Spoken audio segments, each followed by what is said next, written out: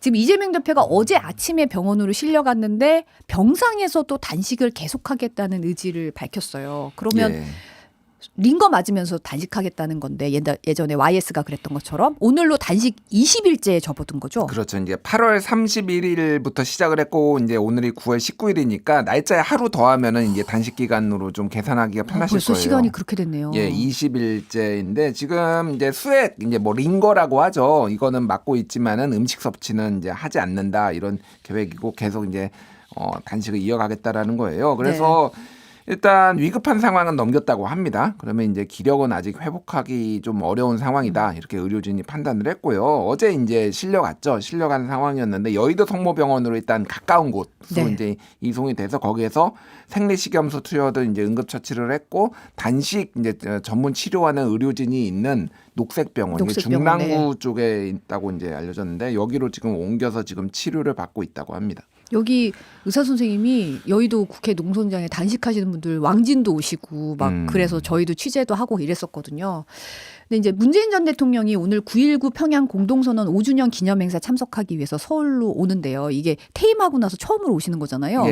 이재명 대표 찾을 거라는 얘기가 나오고 있어요. 예, 여의도 63빌딩에서 열리는 9.19 평양 공동선언 5주년 기념행사에 문재인 전 대통령이 이제 참석을 합니다. 그래서 학술대회 같은 경우에는 이미 열렸어요. 여의도에서. 그래서 이낙연 전 총리라든지 뭐 강경화 전 장관이라든지 이런 분들이 이제 현 정부에 대한 어떤 외교 정책, 남북 관계 이런 거에 대해서 이제 비판의 목소리를 내고 뭐 그런 내용들이 있었습니다.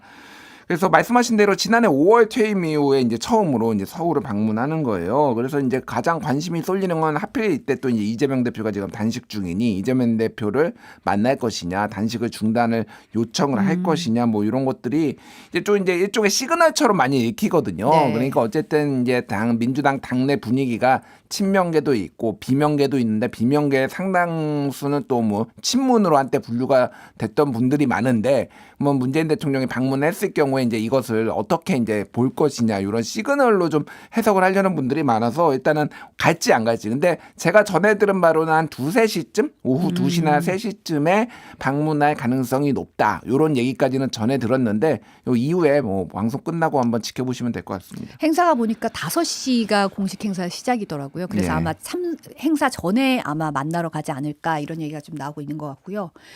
지금 윤석열 대통령이 유엔 총회 참석자 미국 방문 중인데 오늘 아침에 이재명 대표의 체포동의 요구서를 제가를 했어요. 예, 윤석열 대통령이 이제 뭐 전자결제를 한 거죠. 이제 해외에서. 그래서 어제 이제 법무부가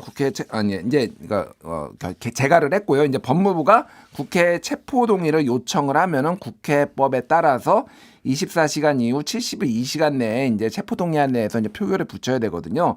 그러니까 지금 이제 본회 일정이 내일 있고요. 이제 내일 모레, 그러니까 20일, 21일 이렇게 열리게 되니까 만약에 내일 보고가 되면은 21일에 표결이 이루어질 가능성이 높다. 목요일 날 표결 가능성이 상당히 높아 보입니다. 지금 조금 전에 들어온 속보에 따르면 이제 체포동의 요청을 접수를 시켰다고 하네요. 그러니까 네네. 사실 어제 이 대표가 아침에 병원에 실려갔어요. 그러고 나서 이제 상황이 이러면 영장 청구 좀 늦어지는 게 아니냐 이런 얘기가 좀 나왔는데 한 2시간여 만에 바로 그냥 영장을 청구를 하더라고요. 그래서 한동훈 장관이 어제 요 배경에 대해서 약간 발언을 했는데 영상 잠깐 보고 얘기 나누겠습니다. 수사받던 피의자가 단식해서 자해한다고 해서 사법 시스템이 정지되는 선례가 만들어지면 안 된다고 생각합니다. 그러면 앞으로 잡범들도 다 이렇게 하지 않겠습니까? 과거에도 힘 있는 사람들이 죄 짓고 처벌 피해보려고 단식하고 입원하고 휠체어 타고 이런 사례들은 많이 있었습니다. 그렇지만 성공하지는 못했습니다. 국민들께서 어디서 많이 본 장면 같다라고 생각하실 것 같습니다. 예, 한동훈 장관은 또 과거 정치인들이 단식할 때는 명확한 목표 그리고 왜 하는지가 분명했고 그걸 잘 설명했는데 이번 단식은 왜 하는지 설명을 잘 못하고 있지 않느냐라고 뭐 주장을 했고요. 본인들도 명분이 없는 걸 아니까 손에 잡히는 물건 아무거나 잡아서 집어 던지듯이 단식 시작할 때는 없었던 총리 해임, 내각 총사퇴, 탄핵이냐 하는 맥락 없는 이야기들을 쏟아내고 있다라고 얘기를 했습니다. 민주당이 상당히 격앙했어요, 사실 이게. 그러니까 잡범이라는 표현이 이재명 대표를 칭한 건 아니에요. 아니지만은 다른 잡범도 이제 따라할 것이다 그랬는데 그게 들리는 게 딱 이제 이재명 대표 보고 좀 겨냥한 것처럼 들리고 뭐 자해, 단식의 자해라고 하니까 그래서 박성준 민주당 대변인은 이제 논평을 통해서 인면수심 정권의 법무부 장관답다 이렇게 좀 강하게 비판했고 다른 의원들도 상당히 좀 격앙된 분위기가 이어졌습니다. 문장의 맥락상 보면 상당히 좀 이제 잡범 발언 자체가 이제 좀 그런 감정적인 그런 반응들이 좀 있는 것 같아요. 이제 동아일보가 검찰이 적시한 구속영장 주요 내용을 보도했는데 백현동 개발 사업 관련해서 이재명 대표가 김인섭 전 한국하우징기술 대표와 정진상 전 대표실 정무조정실장을 언급했다는 거잖아요. 예, 그러니까 뭐 요거는 다 알려진 건데 김인섭 전 대표가 2006년에 이재명 대표가 이제 성남시장 출마했을 때 그때 이제 선대본부장을 했거든요. 네. 여기까지는 다 알려진 사실이고 다만 이제 그 이후에 낙선한 이후에는 관계가 멀어졌다라는 게 이재명 대표와 김인섭 씨 두 사람의 다 주장이었어요. 네. 근데 이제 검찰에서 얘기를 한 거는 그 이후에도 상당히 관계가 이어졌다라는 취지의 얘기를 한 겁니다. 그래서 이 동아일보가 이제 그 영장을 이제 기반으로 해서 보도를 했는데 정진상 이제 대표실 정무조정실장 그리고 이제 이재명 대표의 이제 복심 뭐 성남시장부터 이제 복심으로 알려져 있죠. 김인섭 씨로부터 2014년에 이제 연락을 받았다라는 거예요. 그래서 백현동 개발 사업을 하려고 하니 많이 도와달라라고 김인섭이 정진상에게 부탁을 했고 그래서 1년여 동안 300여 차례 통화와 문자를 주고받았다. 그러니까 정진상과 김인섭입니다. 이거는 네. 이재명 대표가 아니라. 근데 이제 검찰이 보기에는 아니 복심이잖아. 정진상은 복심이고 이재명 대표가 사실상 다 알고 있고 이거를 지시했다 이렇게 보는 거예요. 그래서 정진상 실장은 성남시 도시계획팀의 인섭이 형이 백현동 개발 사업을 하려고 하니 잘 챙겨줘야 된다 이런 얘기를 했다라는 거예요. 또 검찰은 2015년 3월경에 이재명 대표가 유동규 성남 도시개발공사 직무대리로부터 공사가 여기 백현동 참여하면은 200억 정도 이제 벌 수 있다 이렇게 얘기를 하니까 그거에 대해서 공사의 불참을 결정하고, 그러니까 김인섭 씨가 이제 포함되어 있는 그 이제 건설 업체에 이익을 몰아주기 위해서. 그래서 영장에 들어간 게 성남도시개발공사에 200억 원의 손해를 입혔다라는 배임 혐의가 그래서 여기서 들어간 거거든요. 네. 그리고 뭐 이제 여러 가지에 대해서 뭐 다 얘기가 됐다, 뭐 등등등 이런 얘기들이 이제 정진상과 뭐 이런 얘기가 오갔다라는 겁니다. 그래서 뭐 예전에 2016년에 이재명 대표가 예를 들어 성남시장 때 이제 지방재정법 뭐 개편안 관련해서 이제 단식을 한 열흘 정도 한 적이 있었거든요. 그때도 이제 김인섭 씨가 찾아와서 격려도 하고 그래가지고 2010년부터 만난 적이 없다. 이거는 거짓말이다라는 게 이제 검찰의 주장입니다. 민주당이 어제 대부분은 상임위 보이콧하겠다고 했다가 철회했죠. 예, 이제 어제 이제 좀 격앙돼 있는 분위기 뭐 이런 게 있었잖아요. 이제 그러니까 일련의 상황들에 대해서. 예, 네. 그래서 국회 상임위 보이콧을 선언을 하고 그래서 뭐 기재위라든지 문체위라든지 이런 것들이 다 축소되거나 좀 파행이 됐는데 비판이 좀 굉장히 많이 일었어요. 그러니까 아무리 당대표에 대해서 영장이 청구됐다고 하더라도 국회의원 뭐 야당 본연의 비판 이런 거 견제 역할을 안 하면 되냐 뭐 이런 얘기들이 있으니까 어제 오후쯤에 이제 그러니까 오늘이죠. 그러니까 내일부터는 정상적으로 상임위 운영한다라고 이제 뭐 얘기를 했고 저도 이게 맞다고 봅니다. 이게 언제까지 이렇게 막 다 파행으로 갈 수는 없으니까 또 비판할 건 참여하면서 하고 그렇게 해야죠. 참여하면서 네. 이제 민생 챙길 거 챙기고 현안 다룰 건 다뤄야 되는 부분이 또 야당한테 기대하는 게 또 있겠죠.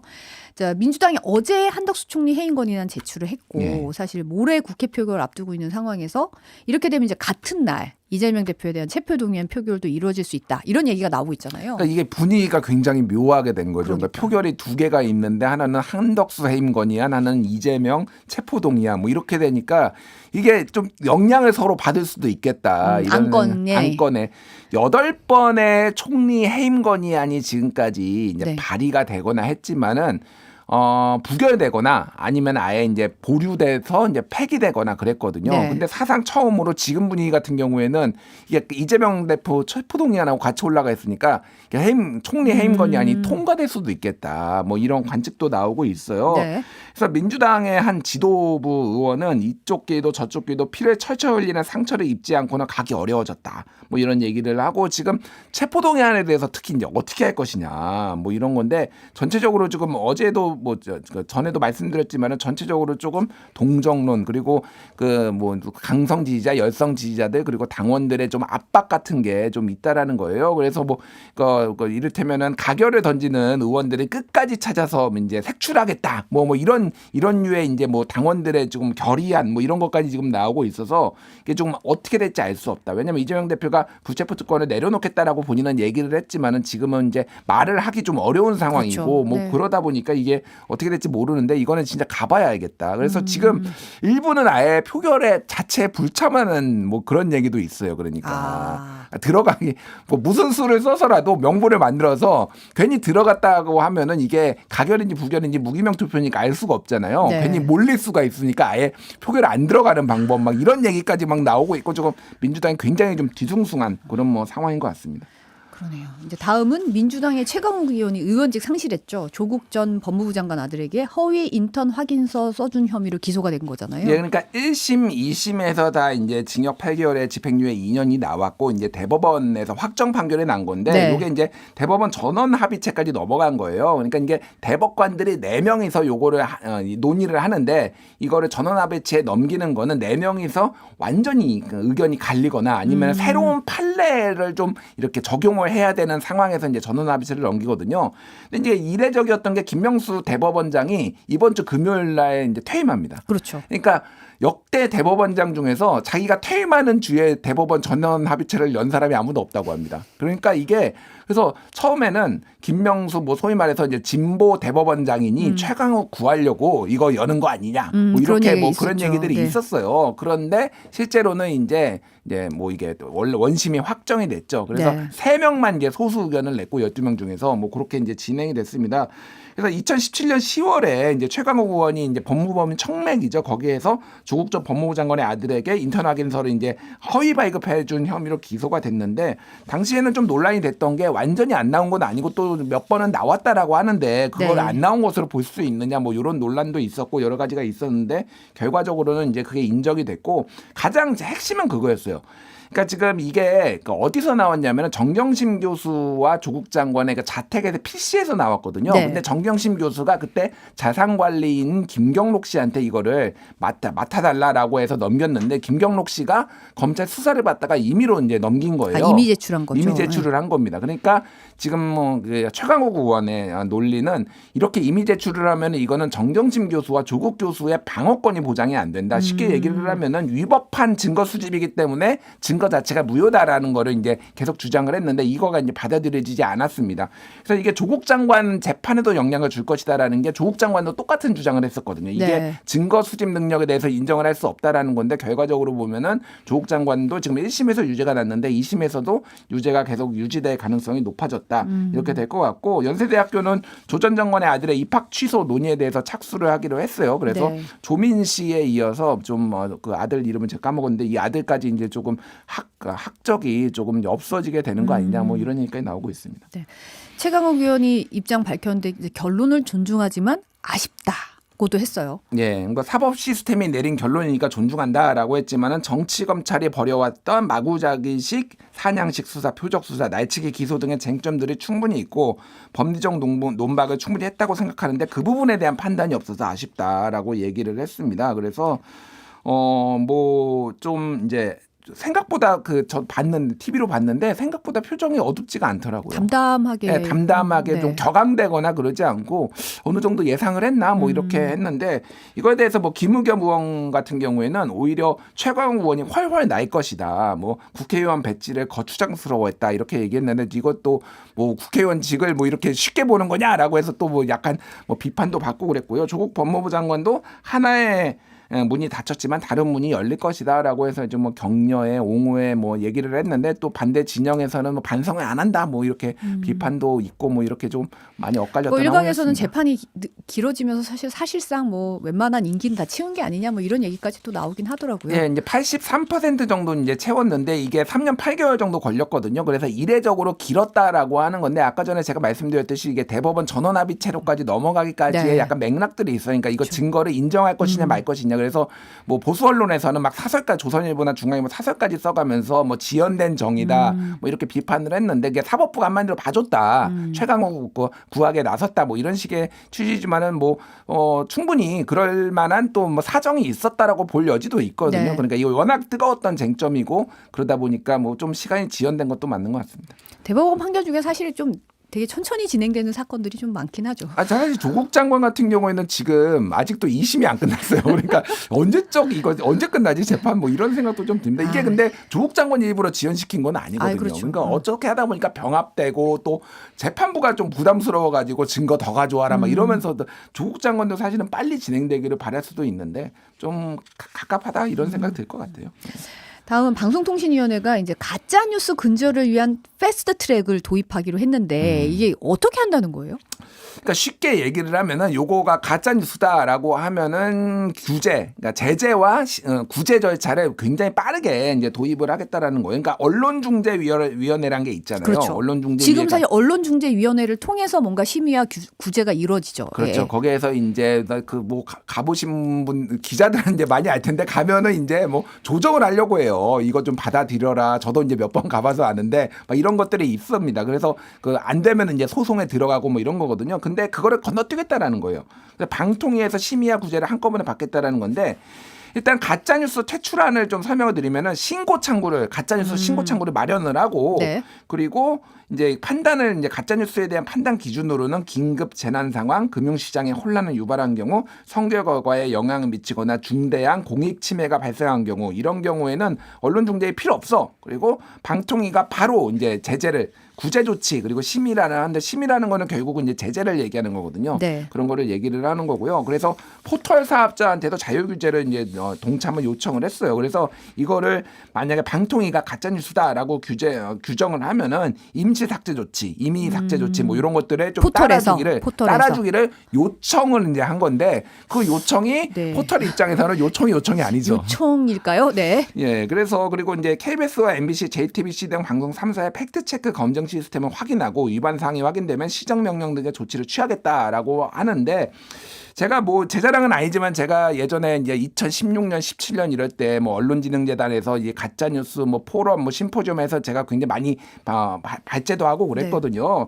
네. 이 가짜 뉴스라는 단어 자체가 굉장히 모호하기 때문에 마음대로 이렇게 규정을 할 우려가 굉장히 크다 정권에서. 그러니까 여기서 지금 가짜 뉴스가 뭐냐라고 하면은 명확하지가 않아요. 그렇죠. 예. 그러니까 뭐 그냥 상황을 얘기를 한 거지 긴급 재난 상황 뭐 이런 거를 얘기를 한 거지 정말 이게 가짜 뉴스인지 아닌지 판단을 내릴 근거가 있느냐에 대해서 그러니까 이게 방통위가 자기 마음대로 할 가능성 이거는 우리가 보기엔 가짜 뉴스야. 라고 이런 식으로 해버리면은 이게 상당히 자의적으로 개별 언론 보도에 대해서 삭제 조치, 이미 삭제 조치나 이런 것들이 좀 뭐 개별 보도에 대해서 이제 개입할 수 있는 길이 열린 것 아니냐. 그래서 학자들 특히 이제 학계에서도 굉장히 조금 많이 좀 이거 우려스럽다 이런 우려의 목소리가 나오고 있습니다. 그러니까 가짜 뉴스라고 너무 범위가 넓으니까 이제 취재 과정에서 나온 단순 실수 뭐 내지 뭐 오보와 가짜 뉴스는 또 다른 거잖아요. 사실은 다르죠. 완전히 결이 다른 건데 그걸 다 퉁쳐서 이제 가짜 뉴스라고 하고 이제 이런 식으로 패스트트랙 언론중재라는 기존의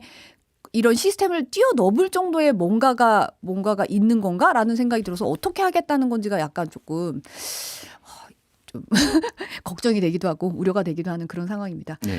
방송통신위가 어제 이제 문화방송 대주주죠. 이제 방송문화진흥회 김기중 이사에 대해서 해임안을 의결했어요. 이렇게 예. 다른 데서 이제 또 이런 얘기가 나왔는데, 네. 그러니까 이게 뭐 맨날 누가 해임되고 그래가지고 좀 헷갈리실 수가 있는데 지금 어쨌든 그 김기중 이사는 이제 방문진 뭐 MBC 이제 방송문화진흥회 분이죠. 어제 그러니까 방통위에서 이제 원래 5인 체제잖아요. 근데 네. 지금 현재 2명이 참 이동관 방송통신위원장하고 이상인 부위원장 2명이서 그래가지고 해임안을 이제 가결을 한 거예요. 그래서 네. 김기중 이사가 MBC 사장 선임과 관련해 특별감사에 참여해 감사의 독립성을 침해했다라고 이제 한 건데 김기중 이사는 강하게 반발을 했습니다. 왜냐하면 권태성 방문진 이사장을 해임시키는 사유하고 똑같거든요. 근데 여기에서 법원에서는 이거에 대해서 효력을 정지시켰어요. 이 해임에 대해서. 네. 그러니까 복귀시켰으니까 사실 그 논리를 하면은 김기중 이사도 이제 이게 이제 뭐 만약 가처분 신청을 낼 경우에는 복귀될 수가 있는 건데 방통위가 그거를 알면서도 일부러 이렇게 했다라고 이제 생각을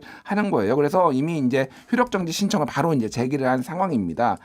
그래서 지금 어제 법원은 또 이제 별도로 있었던 건데 방통위가 권태선 이사장을 해임시켰잖아요. 그리고 그 후임으로 이제 박문진 이사장으로 임명했던 김성근 이사의 효력도 정지시켰어요. 그러니까 이사장이 2명이 이제 뭐 생길 수가 있는 뭐 이런 상황이니까. 그렇죠. 이제 여기서 효력이 정지해서 복귀를 했으면 사실은 후임을 좀 뭐 중지하거나 이래야 되는데 거기에 대한 효력은 또 이쪽은 정지시킨 거죠. 그렇죠. 그래야지 이제 이게 충돌이 안 생기니까. 그래서 지금 이제 박문진 이사가 이제 법정으로 9명이 되는데 만약에 이거 김성근 이사를 효력을 정지시키지 않으면은 10명이 돼 버리는 거예요. 맞아요. 네. 그러니까 이제 복잡한 상황이 되니까 일단은 그렇게 됐는데 한 명이 지금 일단은 이제 해임이 됐으니까 8명이 됐죠. 그래서 지금 뭐 굳이 뭐 여야로 나뉘자라면은 여당 3, 야당 5, 8인 체제로 당분간 유지가 될 것 같은 이제 상황입니다. 네. 또 YTN이 흉기난동 사건 보도하다가 배경화면에 이제 이동관 방통통신위원장 사진 잘못 내보낸 방송사고가 있었잖아요. 예. 근데 경찰이 강제 수사 절차에 착수한 것으로 알려졌어요. 이동관 위원장이 이제 후보자 시절에 YTN 상대로 형사고소와 이제 민사 손배소를 이제 제기를 했죠. 네. 한 달 정도 지났는데요. 이거에 대해서 이제 경찰에서 압수수색 영장을 신청을 했어요. 네. 그러니까 YTN에서는 이미 성명을 발표를 하고 이제 그 PD와 기술 스태프 사이에 의사소통이 원활하지 않은 단순 실수다라고 하고 이제 사과까지 하고 네. 그리고 이제 재발 방지책을 논의하겠다라고 했는데 이제 경찰에서 이제 언론사를 압수수색을 하겠다라고 이제 하니까 이건 압수수색이 너무 쉬워지는 거 아니냐 언론사 지금 그런 우려들이 좀 나오고 있는 상황입니다. 그리고 방송사고 때문에 압수수색한 건 처음 듣는 것 같아요. 그러니까 사실 이제 방송사고가 있어서는 안 되지만 종종 일어나잖아요. 예를 들면 예전에 뭐 1배 마크 같은 게 뭐 들어간다든지 뭐 이렇게 실수로 막 그런데 그런 거에 다 압수수색하지는 않잖아요. 사회적 비판이 있고 그거를 뭐 방심위에서 제재를 한다든지 뭐 이런 거 있지만 이제 너무 쉽게 지금 압수수색에 최근에 이제 막 이루어지고 있어서 언론 자유가 좀 침해되고 있다라는 것도 있고 이동관 위원장은 어쨌든 규제기관의 위원장이잖아요. 그러니까 이거를 그 YTN 같이 이제 밑에 규제를 받는 그런 데에서 본인이 이렇게 소송을 진행하는 것이 적절하느냐 뭐 이런 논란도 좀 있습니다. 네. 마지막으로 김행 여가부 장관 후보자를 둘러싼 논란들이 계속 나오고 있는데 이제 먼저 김건희 여사와의 친분설이 제기된 데 대해서 입장을 밝혔었는데요. 관련 영상 잠깐 보시죠. 차라리 저희 딸하고 친구라고 얘기하는 게 더 가짜뉴스로 더 완벽성을 가질 수 있을 것 같아요. 하지만 하루 만에 김 여사와 만난 적이 있다는 사실은 인정했습니다. 김 후보자가 창업했던 뉴스 사이트 위키트리와 김 여사의 코바나 컨텐츠가 지난 2016년 함께 주최한 전시회에서 10분 정도 봤다는 겁니다. 이런 어마어마한 전시를 하는 이 여성은 정말 대단한 전문직 여성인가 보다. 그런데 역시 위키트리와 코바나 컨텐츠가 공동 주최한 2013년 점핑 위드 러브전 개막식과 2015년 마크로스코 특별전 개막식에도 김 여사와 김 후보자가 함께 참석한 사실이 드러나 논란이 확산됐습니다. 그러자 김 후보자는 자신과 위키트리는 무관하다고 강조했습니다. 박근혜 정부 청와대 대변인이 된 2013년 자신과 가족의 주식을 모두 팔아 2019년 복귀 전까지 위키트리와는 관련이 없었다는 겁니다. 하지만 2013년 김 후보자의 배우자가 보유했던 회사 지분을 신우이에게 팔아 신우이가 주주가 됐던 게 확인돼 또 다른 논란이 불거졌습니다. 김 후보자는 당시 주식이 팔리지 않아 남편의 지분을 신우이가 떠안아줬고 신우이는 여러 주주 중 한 명이어서 경영에 영향을 끼칠 수 없었다고 밝혔습니다. 저희 남편 지분을 도저히 팔 수가 없더라고요. 그래서 신우이가 올케가 공직에 갔는데 국가에서 그렇게 백지신탁을 하라고 했는데 그럼 나라도 떠안아 주겠다. 이게 사실은 친분설 부인했다가 바로 다음 날에 만난 적 있다고 인정하고 그다음에 이제 또 전시회 함께 있는 모습이 또 공개가 되면서 약간 어차피 이제 논란이 좀 커진 측면이 있어요. 본인이 부인을 처음에 했기 때문에. 그러니까 진짜 저는 이거 보면서 약간 복장이 터지는 게 그냥 김건희 여사를 알면 안 되나요? 아 그렇죠. 그렇죠. 알 수도 있죠. 아니 사회에 있을 때 뭐 그때는 뭐 그냥 뭐 전시 기획자였을 거 아니에요. 그러면 알고 지냈다라고 얘기를 하고 하지만은 이거하고 내 뭐 여성가족부 장관 임명하고는 아무 관련이 없고 양성평등교육진흥원에 내가 원장으로도 있었고 그래서 전문성이 있고 대통령께서 그거를 잘 봐주신 것 같다 이렇게 얘기하면 되는데 이거를 거짓말을 하기 시작하니까 이게 막 하나 거짓말하니까 또 거짓말이 나오고 이거 또 구멍 뚫리고 또 얘기를 하고 뭐 이런 상황인 것 같아요. 그러니까 뭐 2013년하고 2016년에 15년에 일단 그 전시회에서 지금 뭐 나와 같이 사진 찍힌 게 이게 나와서 일단 뭐 20년은 몰라도 최소 10년 동안은 알고 지낸 거 아니냐. 그리고 뭐 그 페이스북에다가 뭐 기대됩니다. 뭐 이런 거 뭐 좋아요도 누르고 김건희 여사에 대해서